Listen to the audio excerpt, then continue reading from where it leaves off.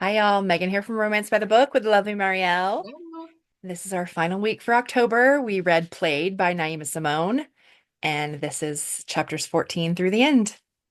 yep. There's so many like little things going on at this point in the story. So, Yes. So, real quick, content warning for some characters talking about miscarriage that happened in the past. Guys, take care of yourselves. But I think it was handled really well. So, Matt is be starting to be a prick enough at work to the point that other people are noticing, and she like isn't really sure like what she should do. Malcolm, her brother, this comes following a situation where like a training situation where he yeah, was, they were he has he has seen her with Solomon. Mhm. He has been like, and he's already like done a couple of like confrontations, but now they were doing a training thing where he was like In charge of it, leading, whatever. Yeah. and he basically was using it as like a humiliation session Yes. for her. Yes. She like everybody noticed, and Yes. everyone was like, "What Which the makes it world?" worse. Yeah. Um, and she's trying to act like everything's fine. Yeah. And her It, brother asks her again, is anything going on here? Like, is there something I need to know? Because what just happened is not okay.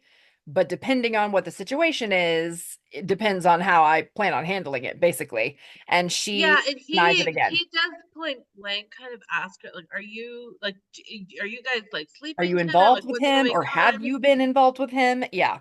And he's like, no judgment, like we have your back. And Yeah. she is like, Hell first no. of all, she's like, ew, because no. Hell no. But Never have I, never will I. no. Yeah. But she also starts feeling very like, why do I like he's being inappropriate? Why do I have to be Why am I the one answering to these explaining why questions? he's treating me this way? Yeah. This is not Which is in okay. reading, I see both sides of it. I think we had Yeah. talked about this offline too. I Yeah. see both sides of it because I see where the brother might be like, I need to talk to her before I beat someone up. But Right. what's going on? And I see her side of it too because she's not the one who's like abusing her power or overstepping or Right. doing. And yet So, she's here getting questioned about it. yeah. So, of course, her brother, again, very sus, but he's like, I'll take your word for it. But like, I'm But watching, we're still gonna have words basically. with that man. Yeah. Um, And but she does take it as like confirmation that if she were to say something, that she would be the one who would be kind of taking the brunt of yeah, whatever backlash of there whatever is. happens. Yeah. So later on, she's with Solomon in a club's like VIP area for his teammate's birthday party. It's not his Like scene no at one all. but like no one expected him to Yeah. come, so he It is showed not up his and scene at all. They are clearly very happy he's there. And he's like, if you hadn't agreed to come with me, I would not be here. Like, I do not like this. And so he's grateful that she came out with him. He asks about work and she admits that it wasn't great. Problems with Matt, which of course he clocked when he was there before. Um, and but she like downplays it, of course. And they keep on talking about other stuff. And of course, she starts eyeing him like, oh God, he's so fine. And like, and and he's he's like, you like, better stop stop that or I'm gonna listening. forget where we are, basically. And He she's like, does. would that be so bad? She did invite Noni and her sister, I Minnie. forgot her name, Minnie. I was about to say Mimi, and I'm like, that's Yeah. not right. Yeah. So Noni and Minnie like come They were just kind of in about the to middle of leave and they that. walk in and she's like, oh shit, I forgot. I forgot her. And Noni is like, she's having a good time, Of but course, Minnie's yes. being weird. Well, And and for whatever reason, Minnie has always hated Adina. They talk about this a couple other times in the book. Like since they were kids, like she like doesn't like her. she does the Dina's hair, but it's like that's the only The only interaction interaction they that's have. like And then civil between whenever, them. yeah, it's really not good. And she's like, I've never pushed it because like I don't really like her either, but like also she is Like so it's like weird. standoffish to me. Yeah. And So, and she's that's, like, I don't know what I ever did to her for her to always feel this way, yeah. um but Um, and so she Solomon always tries is to, like, sorry, yeah, she always tries to kind of be cordial, just like, hi, good to see you again, but like this all surface level stuff. Um, and so she introduces them both to Solomon. and his one of his teammates, the birthday boy, who is standing there, who of course is feeling no pain and makes like a comment about sexy twins, and Solomon's like, "Come on, man." Cliche. But And yeah, it's, I he mean, it is funny, but and yeah, and so Minnie, she like sort of sees an expression cross Minnie's face that's like maybe even more unpleasant than how she usually looks at her, and she like doesn't really know what to make of that, but she just like, well, she's like, whatever. Solomon's like, "What's up with her?" And she's just like, "I don't know. Right. She's Right, just just like ignore this." her. That's what I do, basically, is what she says. Yeah. And so, while the twins are, occupied with the friend, they kind of disappear into this like private bathroom. Um, and it's very hot. And He had smoking hot. he had told her that if she kept looking at Oh him, he yeah, was going he to did. find a and And he did. this the mouth on this man, I swear. And so she tries not to read too much into it, but he says things to her like, open up for me and take your man. And she's like, are you my man? Like that's what she's thinking in her head. And she's like, I'm trying not to think too much Like about this, but like he says these things, and I'm like, oh God. And so, like, sir, come on. And so, he's trying not to let him like imprint, but he right.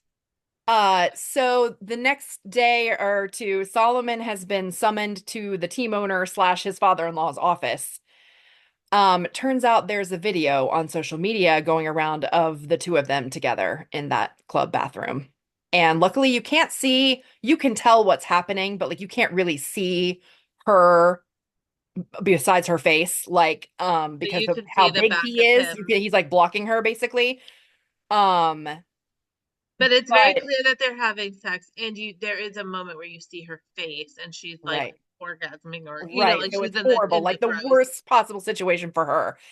And Um, his I will. father-in-law.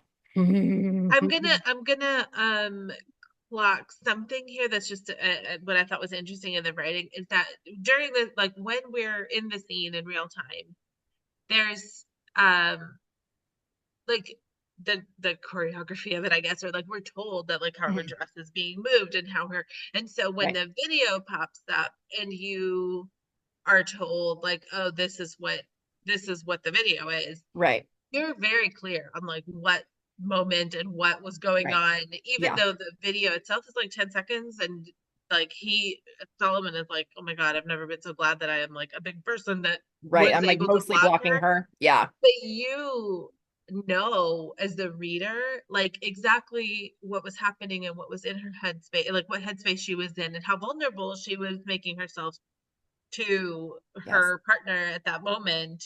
So it's really like, It's I mean, I brutal. thought that Oh was really man. well done because even though the video, like when you're reading the description of the video, it's not telling you It anything, doesn't seem, yeah, you know. you know what it was. Yeah. So his father-in-law is basically apoplectic, slinging around all these accusations and bullshit about like accusing Adina of being behind the filming and release of this video, which of course Solomon knows is not true. Well, he's But like, what would she even get out of this? no, But and the he says that. He's father-in-law, like, she's a firefighter. Like this is not good for her. Like there's no way that that is true. But regardless, he's brought nothing but trouble to her in his mind. Like all this is because of him. He's the one who's famous. So like none of this would have happened to her if not for him. And his son's starting to get attached, which is not what he wants. And so everything is messed up now. but the And father-in-law is very much like twisting it into like none of this stuff was happening until this lady came around. right. Also, And he's like, basically threatening to bench him. Like he's turning it into a job problem when it's very clearly a personal problem. And and this isn't the very first time this has happened. Like no, he will start off saying stuff about like this relationship is like you're not thinking things through, it's not then good for your like your son, kid is, and then you have to think about this the organization and team. team, and that you like and then there'll be like a subtle threat. This is probably the second or the third time Yeah. that it goes in that like order, and And this then time he actually does say to him, are you threatening to bench me? And he says something like, well, yeah, if that's what you heard. And I'm like, no, bro. Like you very clearly were threatening him. And so of course he's mad AF, but he manages to just walk out of the office before he says something that's going to get him in even more trouble, basically. Yeah. Um, and so we flash over to Adina. It's been 2 days since the video. Press has been swarming her around her house and around the firehouse. Noni Graham, the what was Graham is he, back, the the security bodyguard, guard. Yes. And he's of course, back, but Noni has she been there for hasn't her heard from Solomon at all, at which all. is like, Ghosted 2 days after that video. Not a word other than him sending Graham. well, and not only like he hasn't reached out, but he hasn't responded when Yes. she has reached out. So she's Yes. called, she's texted, Totally MIA. and Absolute the trash. only thing she's heard from him is Graham showing up and saying, Yes. "Hey, I'm here to And drive so it she away." takes that as it is, which is she's clearly expendable to him. And while it hurts like hell, it also makes her real mad. So she's on the phone with Noni while they're like en route to her firehouse. And Noni's like, you don't have anything to be ashamed of. Like, this is not your fault.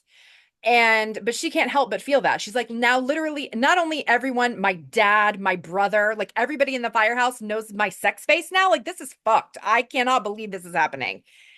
And Noni at first was sort of trying to make excuses for Solomon, like, oh, but on day 2, she's like, nah, man, he can kick rocks with open-toed shoes. She says to her, like, he's Well, trash. she's like, he was my boy, but not anymore. Like it Yeah, no, like just, I yeah. can't back him up anymore. Like, this is trash.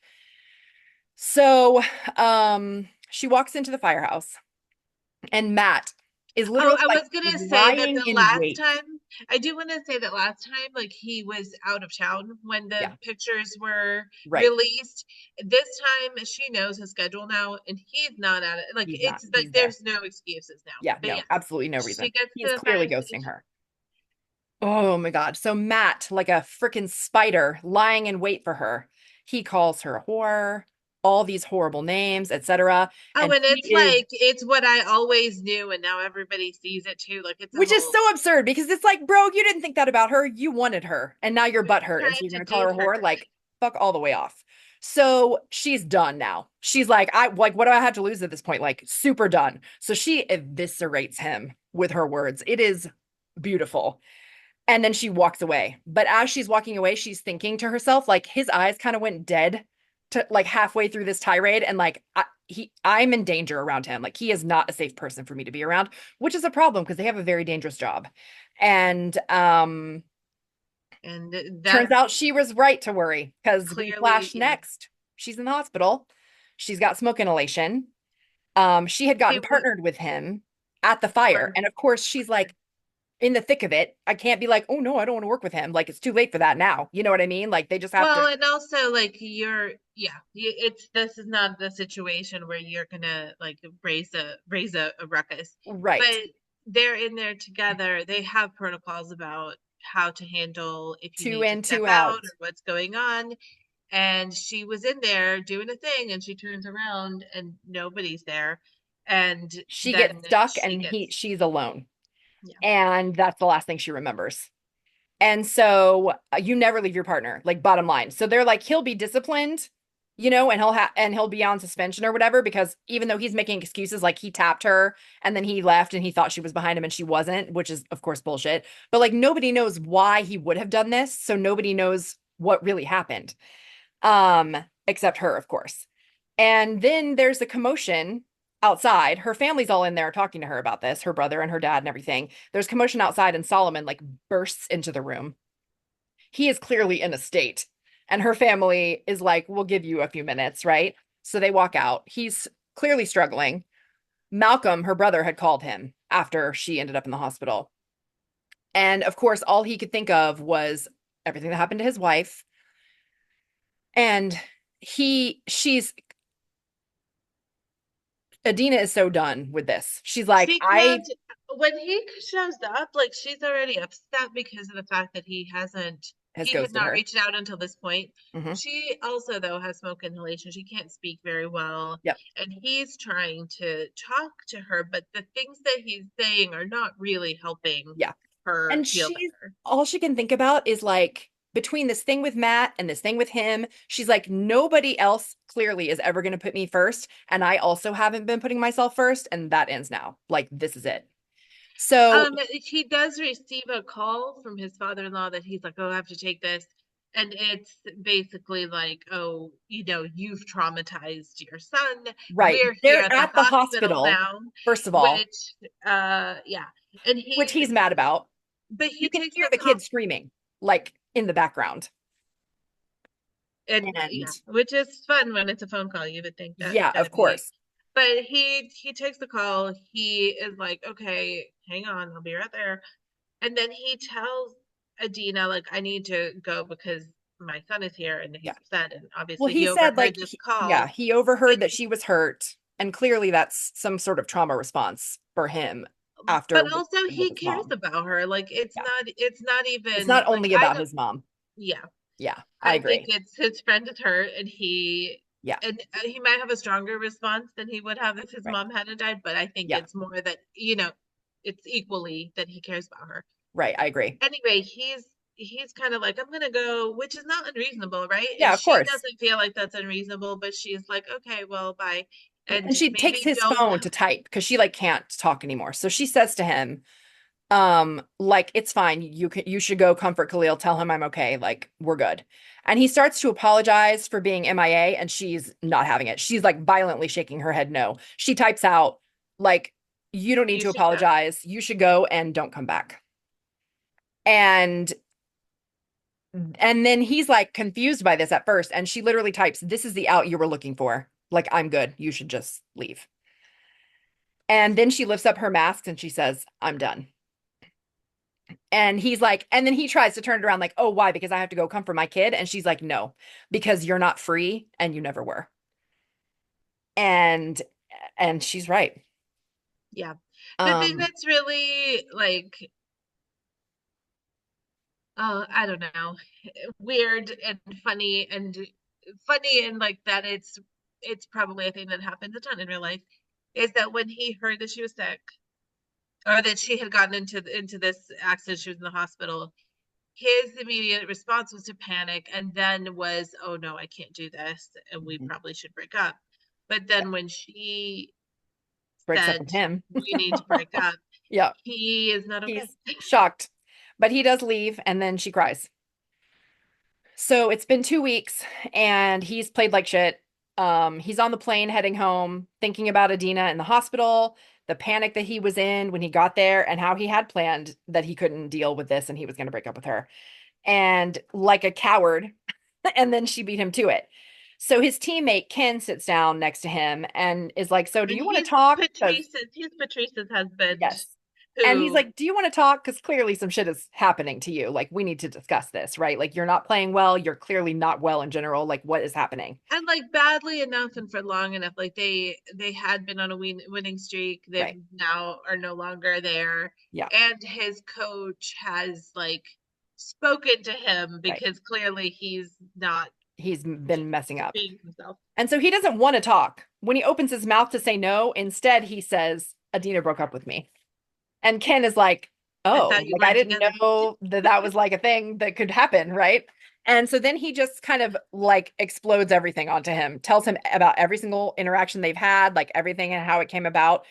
And Ken straight up tells him, like, you were an asshole. You fucked up big time. Like, and also your wife would be mad as hell at how you've That you been did this. acting. Yeah. Like you have been an angry shell of yourself for 2 years, and she would hate that. She would hate that.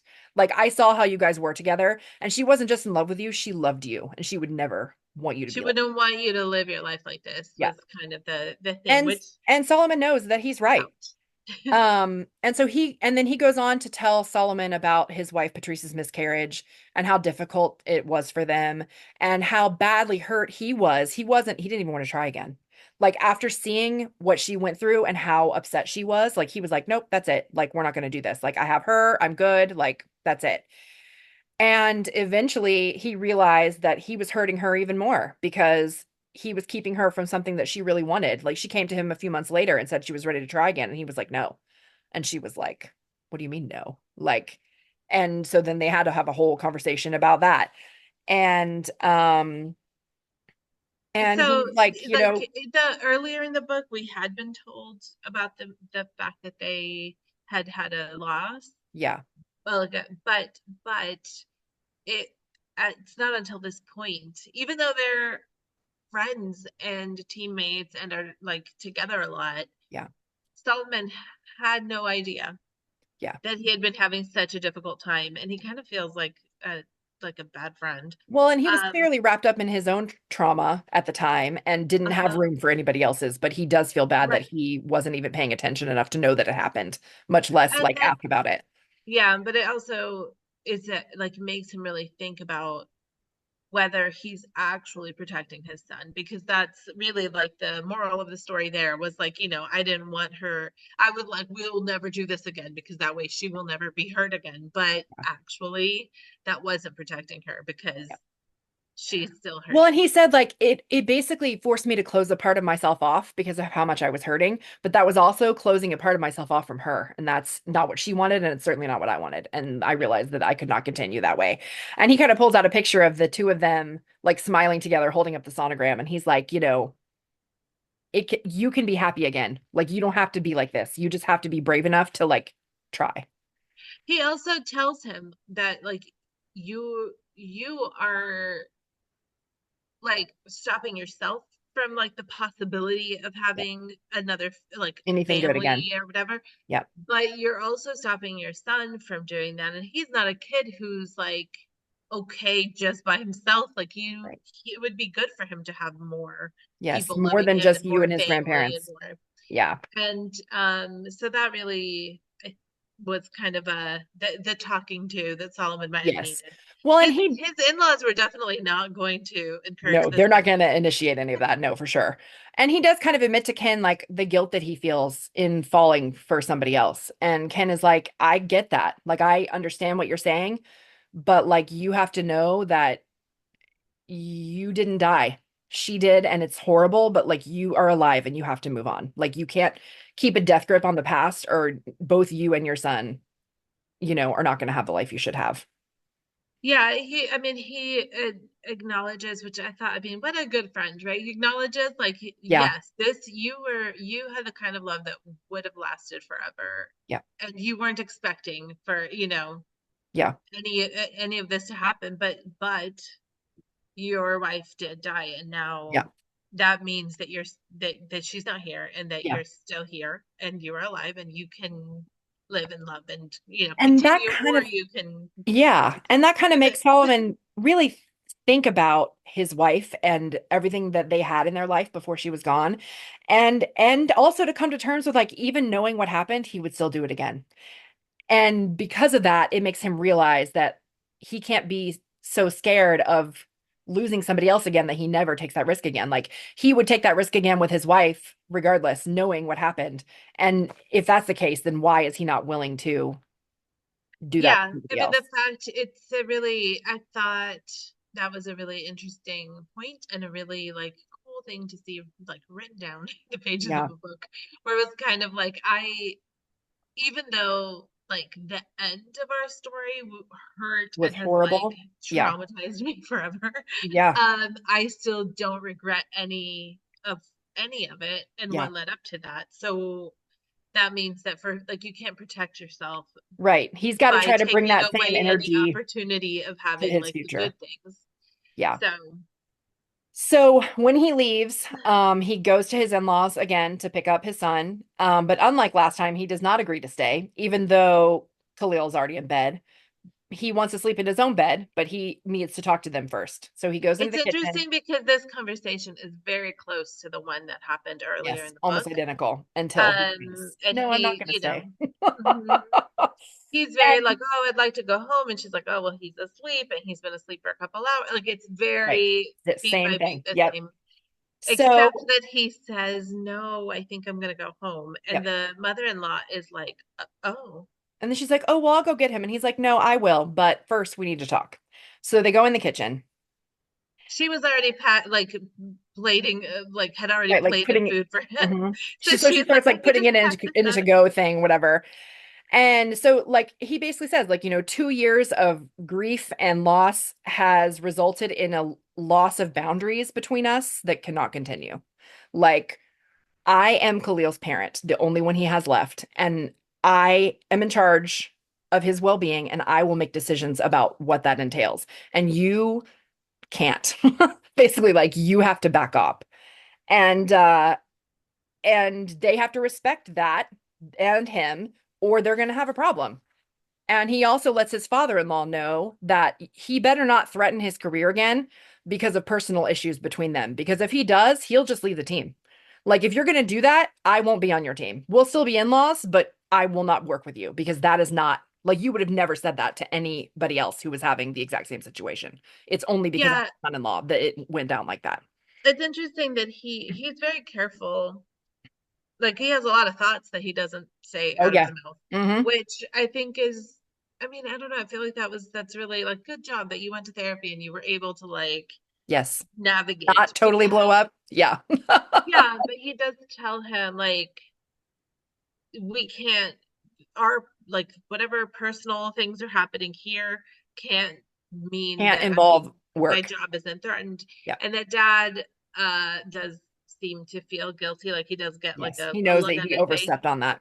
Yep. Um, but they're still very much like, yeah, but what if we see something and you're just not seeing it? And he's We like, can't say you anything. And he's like, no, you can't, which they clearly don't like. he's kind of like as friendly Right. people, you can tell me if you have a concern, but And then I that's it. decide you have to drop it. And Right. it's You it, say, and then I decide. Yeah. Because he's like, you don't keep on hammering at me with your opinion. Like, that's not how this is going to work. well, it's the expectation. It's very clear as you're reading the book up to this point that the expectation has been they say the thing and he does the thing. Yep. And so for him to say like you can say what you want, it doesn't mean that I'm going to do that I'm And you going don't, to and you obey then don't you. get to continue to like harp about it. Well, yeah. Well, the thing is too that it's not even so much the I mean, when I'm reading when I the way I read it, it wasn't so much the like harping on as much as like the expectation. Like they're treating him like he's supposed to obey them. Right. And he is like, that's not how this works. No. Also, like we're all grown-ups here. I'm Right. the one that's responsible for my child. Yep. You can't, and then you're threatening my job. Like this is Yeah. like none of this is really okay. Yeah. But all of that was very manipulative and a strong arm. Like the dad strong-armed with the job, and Yes. the mom manipulated with like Emotionally manipulated. emotional Yeah. stuff and with the Yeah. child. And so Absolutely. he is.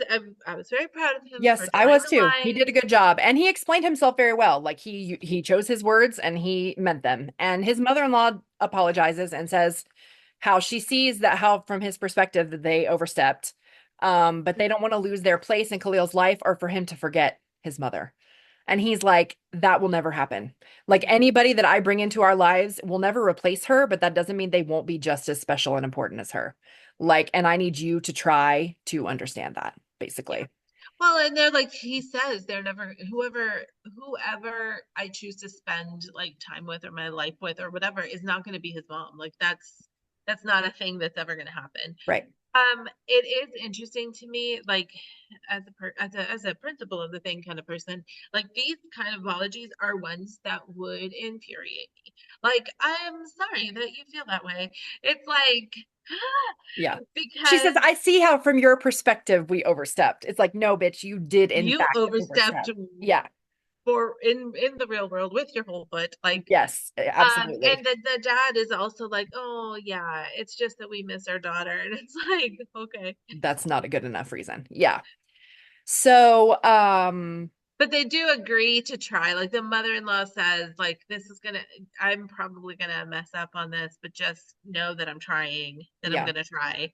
So that did make me feel better. Yes. So, Adina has spent 2 weeks recovering from her smoke inhalation in her body and her heart. She's come to terms with things and she knows that she has to report Matt. Like, regardless of what might blow back on her at this point, he's a danger on the job, not just to her, but if he's willing to do that to her, like, who knows what he's capable of. So she absolutely has to report him. If And he gets mad at some other partner, he like obviously has right, the exactly. And so she had told her family about it at Sunday dinner finally. And of course, after being initially mad, especially Malcolm, because he's like, I fucking asked you to your face what was happening and you lied to me. Like, how could you do that? You know? So I did kind of wish when we talked to Naima, I need to ask her if she has like a secret file somewhere of that with scene. this. Yes, because I wanted to see it Yes, my own absolutely. eyeballs. So she walks into the station and Malcolm and her dad are there for her. They know she's gonna do the meeting that morning and they're like there to support her. Um, and She's so really touched by this. she And the is. thing that's interesting is that there are a lot of things there that like she would have bucked against in the past. Yeah. But it's like she's learning to accept support from people Yes. that people who have been in her corner all along, Yes. that she just And is after how the meeting ended up with her family, she realizes what a mistake it was not confiding in them. Like they are there for her. They would have been there for her. They would have followed her lead in what she wanted to do, which is what they're doing now. yeah. And she understands that now. And I think that was a really big important thing for her.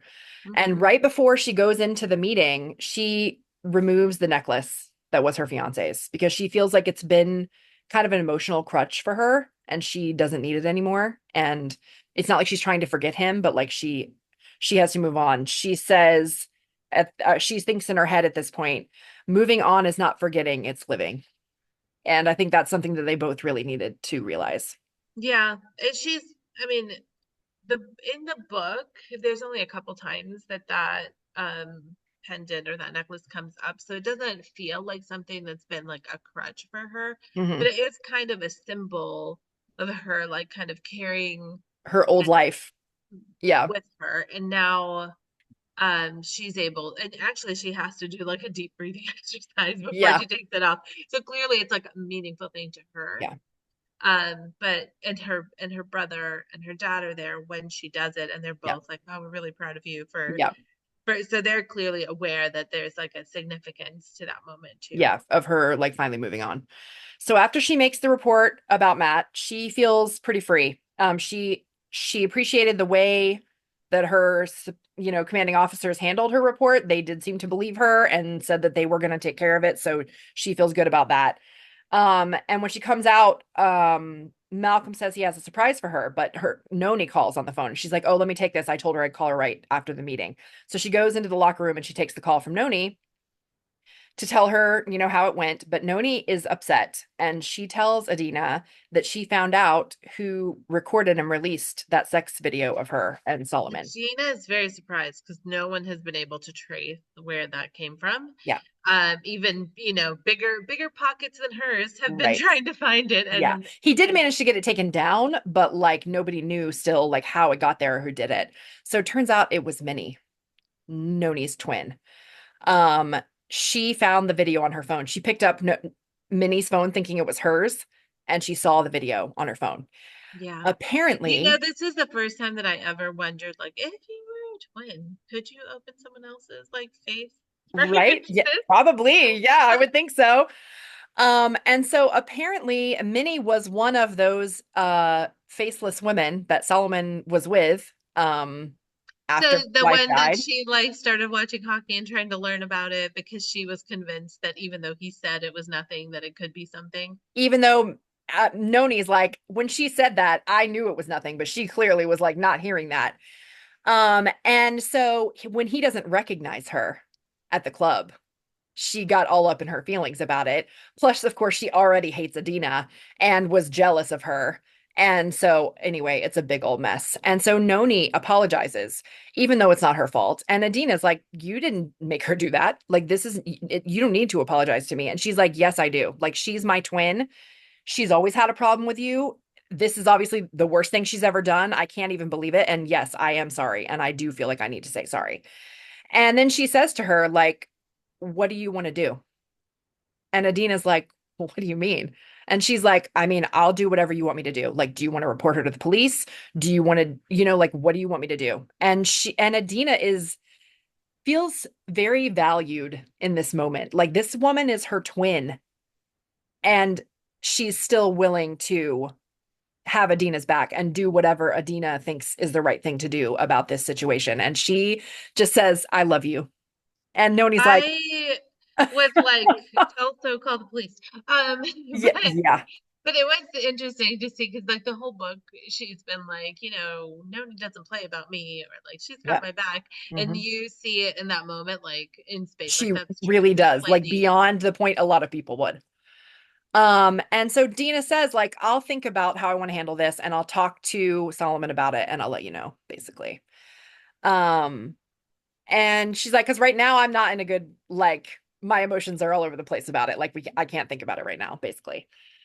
So she goes downstairs, and she finds Khalil in the garage with Malcolm. He runs over and hugs her, and then she sees Solomon. And Khalil is like, she's like, how did you get here? And he's like, oh, my daddy brought me. He said, you know, we that, missed you, he yeah. says, and she's like, we She's what? like, oh, really? But So, she's also like, she's like, oh, this kid, like I only spent a little bit of time, but but he's in here, boy. He is in the heart. Yeah, for sure. And so Solomon walks over and she's like, wow, you're really taking your life in your hands with my brother here, kind of like jokingly. And he's like, no, we're cool. Like, I already apologized to your family, in the last couple days. And now I'm here to tell you to your face that I should have never put my fears over like your safety and your happiness and your like mental well-being. Like what I did was fucked up and I'm sorry. And she says to him, you hurt me. Like you need to understand how much you hurt me. And he says, I know, sweetheart.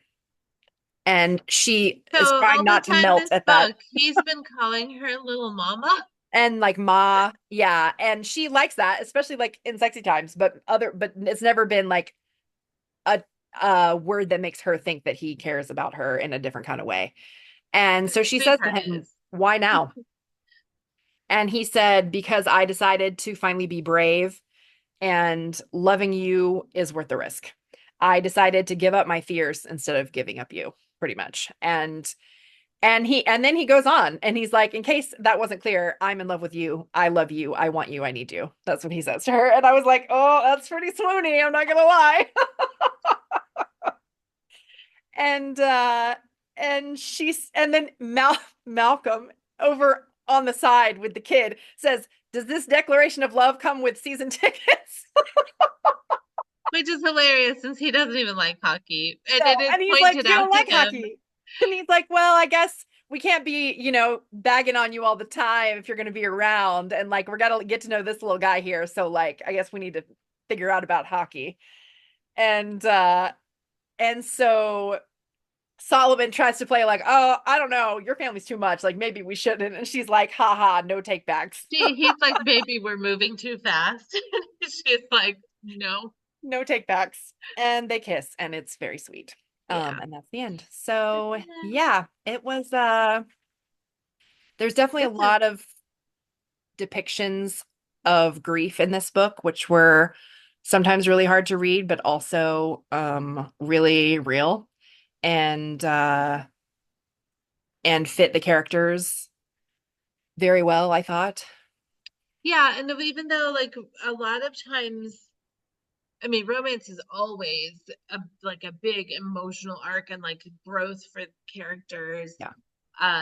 through the romance. I felt like this was like that kind of amped up because Yeah. grief is so hard and tricky, and there were other family members who had opinions and Yeah. had, but the And we're heavily relationship, involved.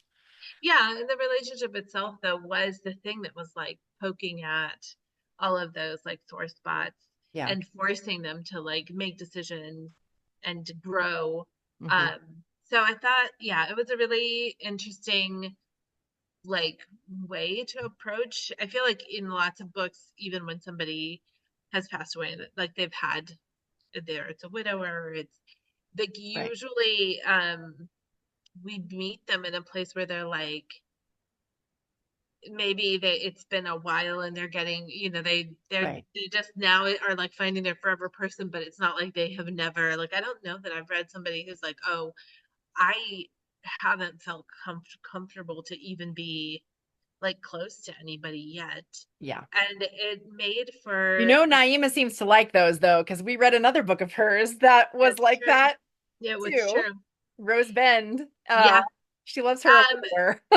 yeah, but that one he has like a shrine to his wife and the that was a Yeah. whole but yeah, I do think it's an interesting it was interesting because the book was much more about like them trying to figure themselves out so that they could have a relationship. Yeah. And it was yeah, it was I feel like Naima really does try to like not play with but like explore Hmm. like the ways in which we have to like navigate when Yeah. something has hurt us before. And it, I mean, I feel like old school romances are very like, I can never love again. Oh And yeah. this is a I much don't more feel nuanced feelings. look. Yeah. Yeah, much more nuanced look involving Yeah. therapy and journals. Yes. Um, but still like that primal, like it's something hurt me and I'm never doing it again. Yeah. And how to actually like be a healthy human after you've Yeah. had a situation like that. Yes. Oh my gosh, you guys. We hope you enjoyed reading this with us. Next week we'll be talking to Naima about the book. You'll find that over on YouTube, and we'll see Yep. you then. See you then.